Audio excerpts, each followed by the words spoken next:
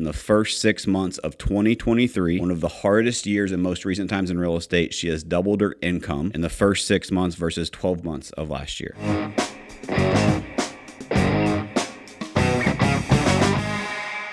Welcome back to another episode of All or Nothing in Real Estate. I am your host, Matt Smith, founder of All or Nothing in Real Estate. As a reminder, this podcast is a movement to give back to this amazing industry that's given so much to me and my family, and I know for a fact you will get value from this one today. I hear it all the time as a team leader for one of the top teams in the nation and a real estate coach for some of the top teams across the nation and North America, is that what are we doing in these challenging times in the real estate market? And today we have a great interview with one of our agents, Maggie French. Maggie, say hi. Hello. So Maggie is going to share how in these challenging times in the first 6 months of 2023, one of the hardest years in most recent times in real estate, she has doubled her income in the first 6 months versus 12 months of last year. And so we're going to break that down to give you guys some insight on what productive agents are doing, what agents, number one, to debunk the myth that everyone is struggling right now. That is a mindset thing. That is a choice. Is it harder? Sure. Is it different? Yes. But that also could be an opportunity. And we're going to break some of that down and how Maggie has used this changing market, this challenging market, to not only become better herself, but also use it to grow her business at such a rate that she doubled her income in half the amount of time. So Maggie, welcome to the show. Thanks for having me. And I know I said this before the camera was rolling, so I did want to make sure that it was real. I just want to start by saying I'm super proud of you. Thank you. I know it's not easy to dive in and work on your business, work on yourself when times get tough, but you've absolutely done it, and the results have been amazing. Thank you. So, Maggie, let's dive right in. Alrighty. We're going to talk about some secrets that you have, right? Super secret stuff. Oh, yes. We're going to talk about some of the tools that maybe you have used to help grow. And then also, I think strategies. I think some people need some help with strategies in this marketplace. So that's kind of to future pace to give you guys an insight of what we're going to cover. Those are the things that we're going to kind of go over. So Maggie, let's start with, you've been on the show before, but maybe we have new listeners each and every week. So if they've not met you before, who's Maggie? How long have you been in real estate? And why should they listen to you and your story? Well, I've been in real estate for about 2.5 years. I'm very grateful for when I joined real estate because it was back when interest rates were very low due to COVID and when it was honestly pretty easy to be a realtor. So I'm very thankful for when I joined. But honestly, right now, how the market is, like, I truly believe that if someone can get into this market and they can persevere, you can tackle any market. 100%. Yeah. One of my good buddies, Jim Griffin, was on a podcast. Go back and listen I don't remember what it's titled. Colin, do you remember the title of it? He'll put it in the show notes so you guys can access it. But it was in the last 5 or 6 episodes. It was something about how to build a successful team. And Jim told me this quote, and I've used it multiple times since then, is that one of the hardest things you will do in real estate is gain market share during challenging and changing times. Is one of the hardest things to do. Right. However, if you do that market share will last you a lifetime. Oh, for sure. And I think that's what you just said, right? Yeah, is that absolutely. It's tougher right now. It is challenging. It is different. But if you're willing to do that and overcome and persevere that different, then you will reap the rewards of that forever. Absolutely. Yeah. Awesome. So you've been in real estate 2.5 years. And even though interest rates were low, we had the COVID market, the market has changed and continually shifted. And in the first 6 months of 2023, you doubled your income of all of 2022. Yeah. If I had to ask you, we're gonna go deep and have substance of this. But if I had to ask you for the listeners, what is the one secret that has helped you accomplish that? What would that be?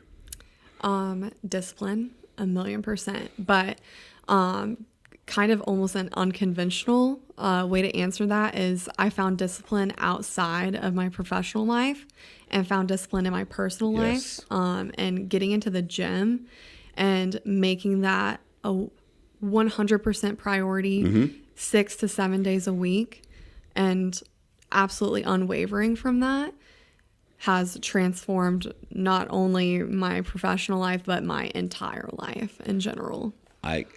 Love that answer. And so many people, and we're going to talk more real estate tactics too, Right. but I think we would be doing everyone a disservice to not talk about that. I'm on a fitness journey myself. I know that you are as well. And I think it is amazing to see how much better you feel, how much more confidence you have in yourself, the movement that you can make in a positive direction in all of life if you're just disciplined in one area. Absolutely. And that discipline creates that momentum, creates that consistency, creates that habit, and it's the snowball effect of momentum that you can't stop of positivity in your life. Absolutely. Yeah. And so, like, I think what a lot of people maybe underestimate is, you said discipline outside of your professional life. I want to talk about that for a second, because I believe you have one life. You don't live a professional life, then you live a personal life. Right. It is one life. And too many people pretend to be something at work that they're not at home. Oh, right. And then agents that are struggling in this marketplace, if I had to, and I don't mean to segment people, but if just for illustration purposes, go with me here. If I had to separate people into two buckets, ones that are thriving and ones that are struggling. The ones that are thriving, their self-confidence in their self is through the roof compared to the ones that are struggling. Yeah. And the ones that are struggling will use the excuse and the crutch, and this is your wake-up call, I don't have the confidence because I'm not having success. Maggie's success didn't start in real estate. It started with her being disciplined for herself, for her goals, for her personal life, and that carried over to a professional life because it's just one life. And so that discipline has carried over to all aspects of your life. And you have way more confidence in yourself. Like I see it. The growth that you have had over the last year of your life, as it's been 5 years of growth in a year. Like all aspects of life. It's kind of crazy. Your emotional maturity, your discipline in yourself, the way you handle tough situations, like just all of it. And I think all of that has come into effect to have the results that you've had. Right. But it's crazy to think, where did it all start? Is Maggie wanted to be disciplined and be healthy and take care of herself first.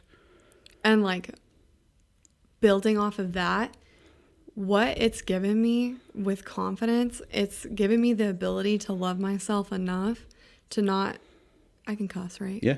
To not give a fuck about what anyone else thinks.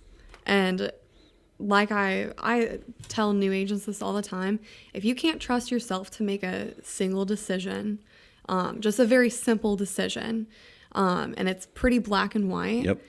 How do you expect your clients to trust you? You have to trust yourself enough to do that. That's gold. That is like, yes. And it starts with confidence, right? And where does confidence build? Confidence, too many people are looking on outside factors to build confidence. Well, once I do this and I sell houses, then I'll be confident in selling houses. It doesn't have anything to do with your confidence. Your confidence is keeping your promises you made to yourself. Do you hit snooze in the morning, or do you get your ass out of bed and go to work? Do you make those calls, or do you make an excuse? Do you go do that meeting you don't want to do, or do you find a reason not to? Yeah. Like it's an internal job, and it's discipline is the key to building that confidence that so many agents are lacking right now. And I get it, right? Like this, I'm not pointing the finger at anyone. I struggle with this just like everyone else. I'm not perfect by any means. Maggie's not perfect by any means either. Like we work through this each and every day, but we don't rely on motivation. We rely on discipline. Right. Exactly. And that discipline helps build motivation, helps build that consistency, builds those healthy habits that lead to a better, more successful life. Oh, absolutely. And we have our cultural standards and core values at our company, and you say it all the time, and I think it applies perfectly to this scenario. You said a while back that someone that works at our company, you can't go back to your house and live a double life and not act with integrity and, the core values that we hold everyone to a standard to here, right? It's the same thing with that discipline. It just coincides so beautifully, and it's really just transformed my entire life, business, everything. I love it. And I'm super proud of you because, again, I see it. Others around you see it. And I think a lot of times when you're on that journey, it's hard to see it for yourself. Right. I think you're starting to see it yourself now. But I just want to encourage you to keep going because it gets way better from here. Oh, yeah. I see the path of the trajectory that you're going. And it all boils down to keeping that discipline to yourself. Right. Keeping that humility, keeping that discipline, and just, I'm going to win the day today. right? Like that's as 1% simple as better it is. every day. That's right. Just a little bit better each day. And I think, so agents that are struggling with confidence, I think there's a lot of them right now. I was at a mastermind in Phoenix recently, and there was a bunch of agents in that room that struggled with confidence. And they were like, transactions are down, interest rates are up. Why would a seller list their home? And they had all of these belief systems in their self that they thought, well, it doesn't make sense for a seller to list. And so they were projecting their thoughts, and I call it their truth versus the truth. Yeah. And they had came up with this narrative themselves of why it doesn't make sense to sell. And most of the times that narrative is because of mainstream media, outside influences, or you had that one seller that was very, very emotional and you remember that forever, right? And now you project that for the rest of the people you talk to. Instead of stepping back, looking at all the facts, gathering information, educating and informing so that you can help them make the right decision. How many sellers right now, if you are the agent that thinks it doesn't make sense to sell, how many people have to sell because they had a death in the family? Because they're going through a divorce. Maybe they had a new kid and they need to upsize. Yeah. So there's 6 Ds of real estate. I just made a post on this yesterday. You have death, you have divorce, you have diapers, a baby, you have downsizing, right? Maybe you're empty nesters, you need to downsize your home. Let's see if I can remember the other ones. So death, diapers, diamonds, marriage, divorce. What else is there? There's 2 more. I know the last one. I want to save it for last because it's funny. Death, diapers, divorce, diamonds, downsize, and the job, right? Like if you're moving somewhere, right? Like if you're moving somewhere, then you're going to sell your home. You're going to buy a home. You're going to rent a home, right? Like there's life circumstances that happen to all of us. And so if we had an agent that was projecting it's not a good time to sell, when they don't know their situation, that's not going to do any good. Right. I was about to say, when you were saying that and they didn't have confidence about this, that, and the other because of whatever reason that they're projecting, it sounded like they didn't even have enough of a conversation to know why they were even 100%. talking to the client. Because they didn't ask any questions. Yeah. They didn't try to get to know that person and their situation. They just projected it's not a good time to sell, so I'm not even going to call this seller lead. Right. You know what I mean? Like, and so I just think when we talk about confidence, it is so important that confidence is built internally and it's built day by day. And if you want confidence in yourself, win the day today. Yep. Get back up and win the day tomorrow. And it just compounds over time consistently. It doesn't happen overnight. The confidence fairy is not going to come by and sprinkle confidence dust on you and help you through all this stuff. You have to go to work and you have to follow the right people. You have to have the right mentors in your life, which is something we'll talk about. You'll have to educate yourself on what is going on in the marketplace so that you can educate the consumer. And if you work with the right people and you build this success in your life, not just in your business, the confidence comes. And then when you're more confident, you can also inform and be a better real estate agent for people because they need your advice. They need us to be the professionals. Right. I mean, that's why we have jobs. That's right. Awesome. So we talked about discipline. I think another key point that we kind of talked about would be having the right mentors in your life. How has having mentors in your life affected your success in real estate? I probably wouldn't have success in real estate without mentors. Okay. So, where it all started was obviously with Tosh, who's my best friend, top producing agent at our company, and always have just looked up and aspired to her in so many Funny enough, aspects. her success journey started with the same thing yours did. Oh, 1,000,000%. It's kind of weird Yep. how it's all played out. As soon as she started being committed to discipline in her fitness, when she did a competition show. Like she went that far in that extreme, her business skyrocketed. Yeah. Oh, yeah. And it's just up Kept from going. there. But yeah, so definitely finding your people or your person in real estate, very important. But if you can find a good team, obviously I'm on the best team, but that actually We're hiring, by the way. Yeah, we're hiring.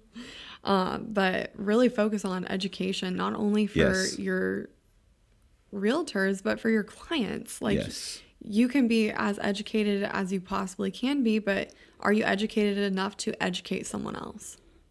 So I call that mastery, right? And too many people will hear one thing and think, oh, well, I got that now. But you have to learn it. You have to do it, and then you have to be able to teach it. Yep.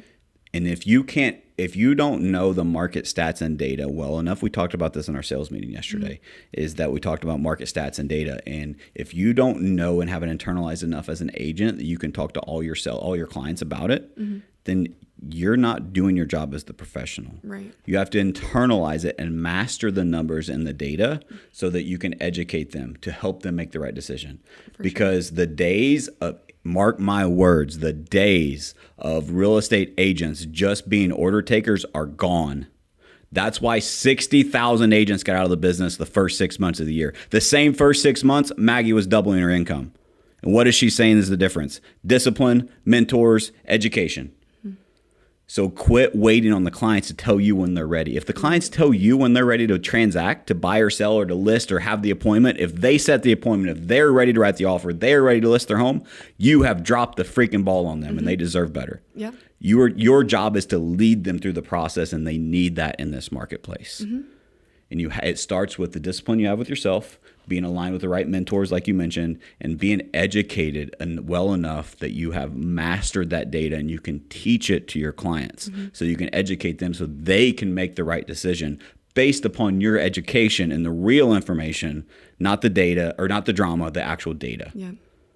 And I think that there's obviously I'm passionate about that, but I think that agents just fall into the trap and that they want it to be like the good old days, right? Of the pandemic market, where it's just I just pick from this pool of 10 buyers and which one has the most money. Cool, I'll work with them, right? And kind of touching back on that, why I'm grateful I started then is because I was able to make those mistakes that, any new realtor makes during the easiest time to be a realtor. Yep. Now when you make a mistake, you might feel it for, quite some time. But back during those COVID interest rates, it didn't hurt as bad. Yeah. Which that sounds terrible, but I was able to learn from my mistakes in a very, very convenient time. It's an interesting perspective. And I think that that's very valid, but I'm gonna go the opposite end of the spectrum, because my personal story is I started when it was tough. Right.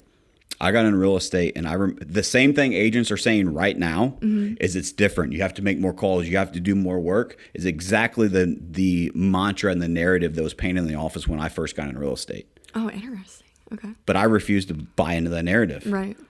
You know my story. I had a 6-week-old baby that I had to literally take into the hospital so she could say her goodbyes to my wife because she was on her deathbed. She pulled through, everything's fine, but we were behind on electric. I was starting a new career, like we were broke. I had no choice. I had to make it work. I can't wait on a real estate market to get better. I've got to figure this out. Right. And I'm so blessed that I started during tough times, because it did fucking hurt, and it hurt bad. And I made a mistake and it cut deep. But guess what? I didn't make the same mistake twice. Exactly. And I learned quicker, and I learned how to think on my feet, and I learned the work that it took, and that work ethic and the learning that the skill that I was able to shorten the learning curve because of the tough times. You will never be able to make that time up. Right. Like, I think the best time to start into a journey like real estate is when times are tougher. Oh, no, I totally agree. 1,000,000%. And adding to that, what I would also recommend is when I got into real estate, I didn't have a plan B. Yes. And you're on a podcast right now called All or Nothing. Exactly. Right. I mean, that's if you're going to do it, jump in. Both feet. But truly, like, if you don't have a plan B, then you're planning for success. I 100% believe that. If you have a plan B, you're planning that you're going to fail. Exactly. Right. Yep. Yeah. And maybe your college professor doesn't agree with that philosophy, but hey, it's worked well for me and it's worked well for Maggie. Yeah. Right? I just really think that too many people half-ass things in life, and especially real estate, and they have a plan B because they're not fully committed. If you're not fully committed, it's not going to work. Yep. If you don't give it, for transparency, there's nothing wrong with having a plan B. But that doesn't mean you don't go fucking all in on plan A. All in. Give it your absolute best effort. Because the plan B of, like, what happens if you don't work out in real estate? You go get a real job? Ew. You have to trade time for money? Right. Right? Like, and there's nothing wrong with, there's a lot of great people that do that. There's Right. nothing wrong with that. But most people didn't join real estate for that. They joined it we did a day in the life of a real estate agent webinar last night. So it was just top of mind for me. We were talking to a bunch of people that are thinking about getting into real estate. And one of the things that I told them about the beauty of real estate is you don't have to trade time for money. You are in your own control. Right. You get out of it what you put into it. Yeah. But too many people, and I asked this in our team meeting, our sales meeting this week. Raise your hand if you think. So I'm going to ask the audience. Raise your hand. I don't know how I'd see if you raise your hand, but you get the point. I want you to ask yourself this question: is how many real estate agents? If you had to guess, are there more real estate agents or less real estate agents that you feel are overpaid? Ask yourself that from the real estate agents that you know. Now ask the consumer. Do they think real estate agents are overpaid? What I believe is that most real estate agents are overpaid because they don't put in the work, they don't educate themselves, they don't put in the discipline that it takes, and so they don't build sustainable businesses, especially coming off the pandemic market. And there's nothing wrong with taking advantage of good times, right? Nothing wrong with it. But if you want to make it and have a sustainable career that can change your life in real estate, you have to be disciplined. Absolutely. You have to have mentors. You have to educate yourself. And I really think this is the opportunity for other people to have success stories just like Maggie has experienced. Mm-hmm. So let's change gears here. So we talked about discipline. We talked about mentors. We talked about education. Mm-hmm. What else do you think has been a lever or a critical to your success?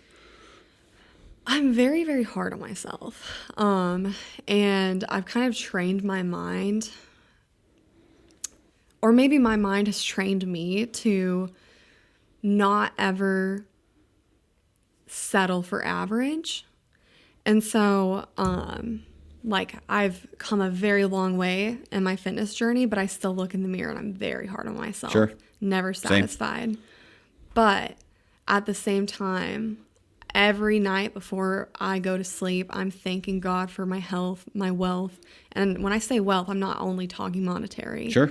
I'm talking, I have a healthy family. Yep. I have the best friends. So many things no to be money grateful can for. pay for. Yep. I go home to the best man ever.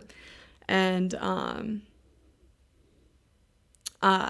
I'm extremely grateful for where I'm at. I think there's a very healthy balance between always striving for more, Yeah, but also having gratitude along the way. absolutely. And it's very easy to look and think to yourself, maybe the grass is greener over there because this, that, or the other. But I'm a strong believer the grass is green where you water it. 100%. I'm laughing inside because that brings up one of my favorite quotes. I was waiting for it. I made a post on this recently. I think Maggie may have seen it. So I truly believe the grass is greener where you water it, 100%. If the grass doesn't feel green where you're at, go back the last 6 months of your life and see how much you've actually watered your own grass. Yeah. How much have you deposited into that environment, to that fitness journey, that health journey, that business, whatever it may be, right? Right. Because you get out what you put in this world. Right. And I think too many people are takers. And if you take don't get me wrong, we have an organization where people can take from, right? But that's after you give and you deposit. And if you give, it's crazy. It's like the compound effect is insane. Like I use a banking analogy a lot, right? I call it deposits and withdrawals. So if I were to go to a bank tomorrow and I'm a new customer and I go and withdraw money and I'm not deposited anything, I'm going to be in jail because I'm stealing. Right. How many of us are stealing from our environments and we're there to withdraw first before we deposit? Yep.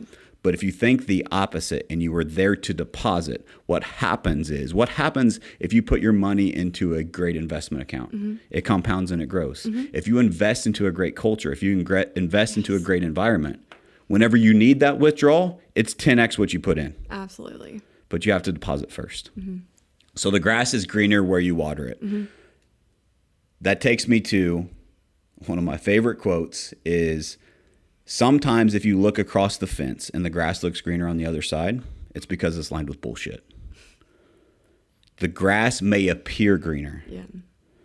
But just because you haven't been watering your own grass and you look and say, ooh, look at what these people are doing. Look at this.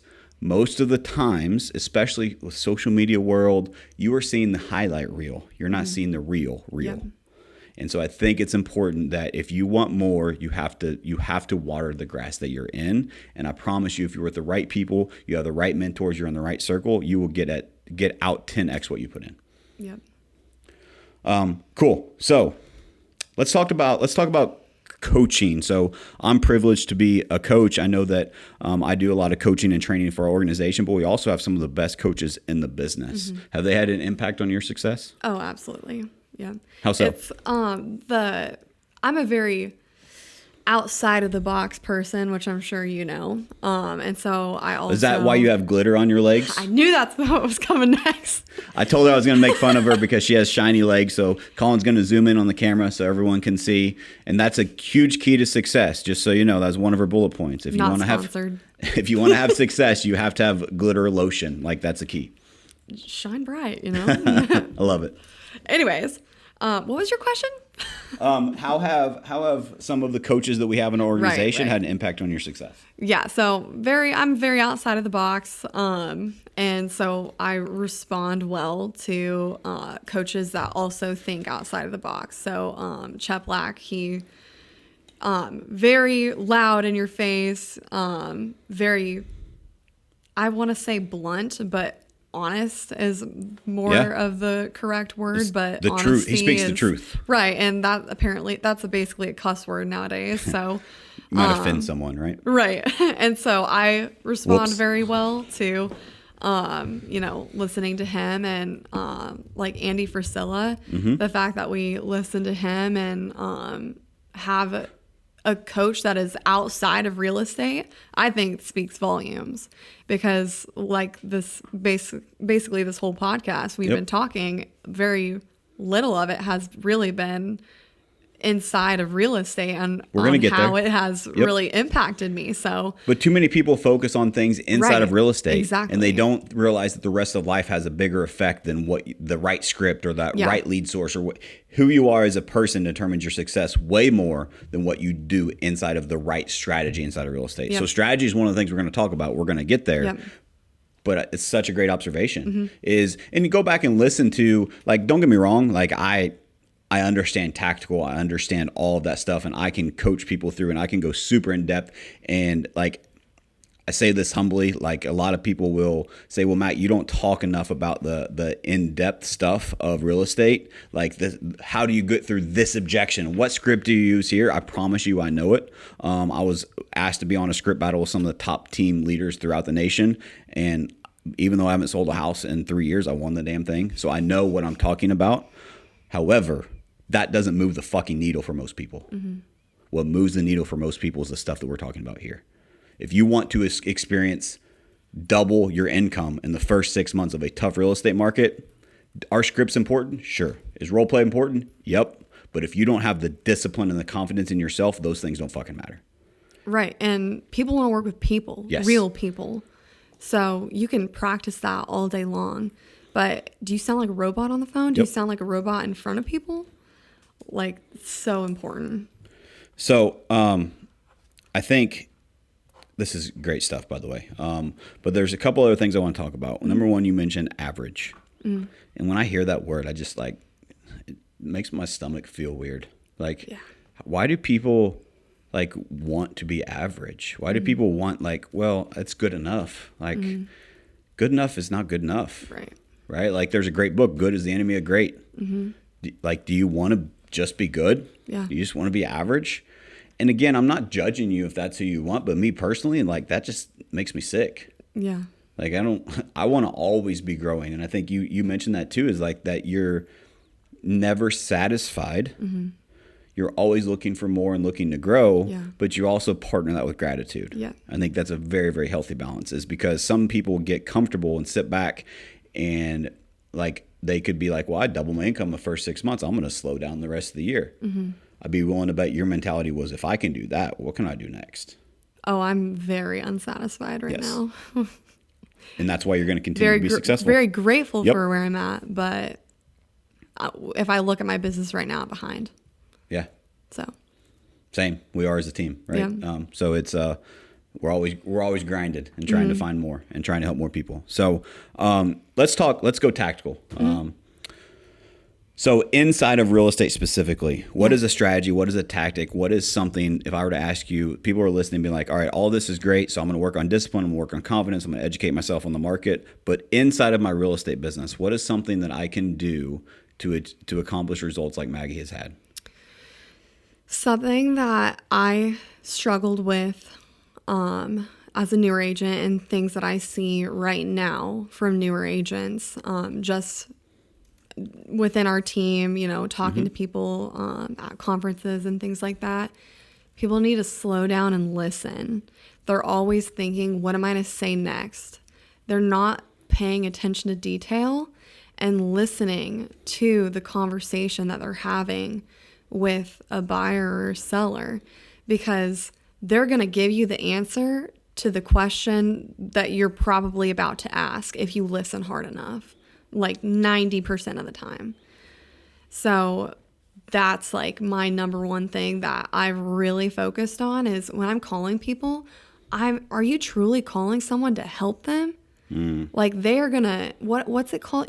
Commission breath or something. I think that's what you call it. They can smell it through the phone. Literally. And it's something that sometimes you just gotta rip the Band-Aid off. And I'm like, you sound like a car salesman, dude. Like you sound like you're trying to sell me health insurance and I want to hang up on you and you're sitting next to me, brother.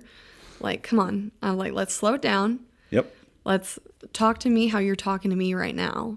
But put it on the phone. Because they're just people. Yeah. They are just people. It's crazy. And I get it. Like, I'm not judging. I'm not saying we've all been there. Exactly. Like, as an example, my very first sales job, I grabbed a list of people that I wanted to call. I went and I think I had a Pontiac G5, which is like a Chevy Cobalt, but a cheaper version, right? Like, that's where I was at in my life. Like, I had 3 hubcaps. One was missing. Like, love that. Yeah. So, anyway, I took that car, took my sales list, and I took all of it, and I went to Walmart parking lot to park away from everyone. And I looked around, made sure no one can see me. Now I can start making my calls, because I was so freaking embarrassed. Oh, yeah. And I was so scared I was going to say the wrong thing. So, like, I get it, but I had to get over myself. Yes, absolutely. And I think we have to realize, and we have to be open-minded, and we have to learn that other people around us, that's the power of being on a great team, the power of being in the office. If you have someone that has achieved the success that Maggie has had, that is willing to take her time and contribute and help someone else on the team learn what she has learned, and skip those steps of they don't have to go to Walmart parking lot and call for 3 months like I did to learn it. They can learn it today by someone that's actually doing it at a very high level. And so I want to really go in depth on let's go tactical with some of the things that you said. So it's like a proud dad moment for me, because you actually have been paying attention, and it's proved great results for you. And I absolutely love that you're passing that on to other people, because sales is not about what you say. Too many people think when they come into real estate, they're like, all right, what do I have to say? That is the wrong question. Sales is not about what you say. It's about what you ask. Yes. You have 2 ears and you have 1 mouth for a reason. You should be listening twice as much as you are talking. Yes. So how many questions are you asking? Yeah. How much information are you gathering? And conversations are two-way. Go back and listen to your calls and go back and reflect. How much time were you talking versus how much time were they talking? If it's not close to a balance, you're doing it wrong. Now, don't get me wrong. You don't want those people that are over-talking and they're talking 80% either. You've got to balance that too. But most of the time, the salesperson is doing 90% of the talking. That is not a sales call. That is not how you sell real estate. That is not how you build relationships. That's not how you help people. And so think about, what questions am I asking? And also, you said listening. I call it active listening. You have to listen to understand versus listen to reply. Yes, exactly. How many people are thinking, all right, what am I going to say next? What am I going to say next? Oh, they said that. This is how I handle this objection. No. If they answer the question, ask them another question and go deeper on that one question. You got to go deep, not wide. And you have to understand them on a level to where you get past the sales skepticism, you get past the objections, so you can truly understand what their needs are, what their desires are, and then you can help them. Yeah. And you do that by asking questions. So there's a principle that I follow. If you want to talk script, you want to talk dialogue, I can do that all day long.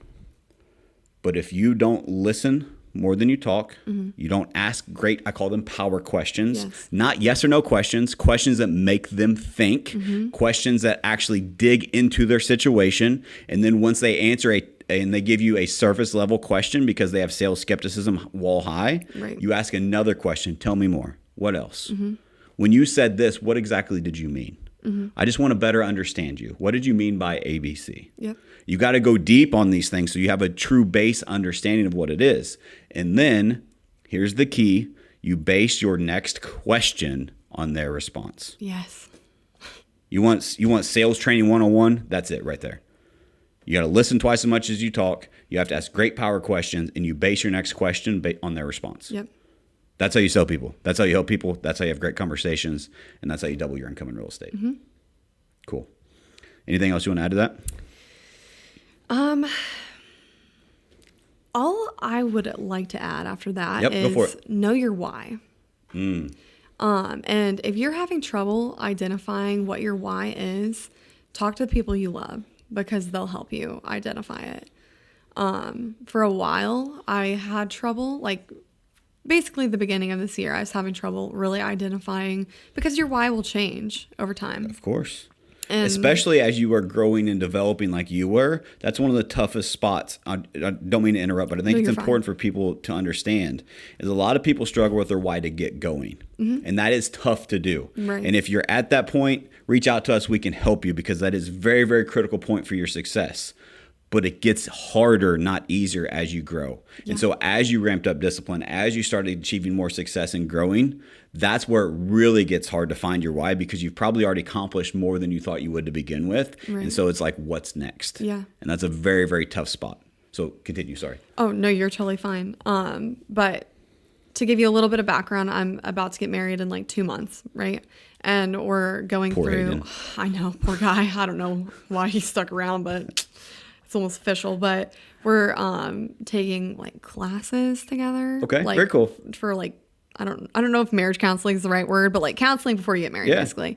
And we had to write like a list of things that if we could change something about the other person, what would that be? And then a list of things that we love about each other. Love it. And surprisingly, the list of things he would change was very, very small. I was very shocked. I was like, you didn't add this? And he was like, oh, yeah. And he'd go and add it. But anyways, the two top Should have seen the list ones. he sent me. I'm just, Right. I'm just kidding. No. But the top two favorite things about me that he put on mine, first put me in tears. I'm sure that's not a shocker, but two, the biggest compliment I've gotten all year. He said obsessed, which we use as a very positive word 1000%. in our household. Because if you're not obsessed, you need to change something. But we can make another podcast on that one. And then the second one, he said, always perseveres. And that one, it literally, like, I had to sit back in my chair and I was like, oh my gosh. Like, That's awesome. so if you're having trouble identifying your why, talk to the people you love Yep. and just take it from there. Just take it day by day. I absolutely love that. Perseverance is power, right? And I think that goes back to the confidence you've built, the discipline that you have. I think it's awesome that the person that you probably love the most in this world, that's what they observed about you. Right. I think that shows your character and shows the growth that you've experienced. I want to close it on obsession. If obsession has a negative context in this world we live in for some weird reason. Right. But guys, obsession is nothing more than a word that the lazy use to describe the dedicated. Yeah. If you want to accomplish anything big in this world, you have to be obsessed. You have to be a little crazy. Yeah. And you have to go the extra mile. And you have to do, like I think it's behind Maggie, it's the book, The Power of One More from one of my mentors, Ed Milet. You have to do one more. Enough is not enough. Don't be average. Be extra. Yeah. Be extraordinary, not just ordinary. You have to go one more. Go above and beyond. Go the extra mile. It's never crowded. Like I always say, if I'm too extra, go find less. We tried. Just kidding. And look where you are now. Maggie, I'm super proud of you, girl. It's amazing. I appreciate you being on and sharing your insight. I know this is going to help some people that are probably struggling right now. If you're a struggling agent, I get it. I hope this podcast helped you. Keep following us. We are doing everything we can to give back to this industry. Everything you want is on the other side of hard work. So go be obsessed. Go find something. Go all in. And go live the life beyond your wildest dreams, like I know Maggie is and many other people are in this industry. And thank you guys so much for listening. One quick reminder for some housekeeping so Colin doesn't yell at me. We have a new website, so please go check it out. It's allornothinginrealestate.com. Tons of free resources, webinars. All of our podcasts are linked there. And it's just, again, All or Nothing in Real Estate is a movement to give back to the industry. And so all that I ask is that you help share the movement. If this podcast spoke to you, if this helped you, share it with a friend so we can continue to grow and continue to help more people. Thanks, guys.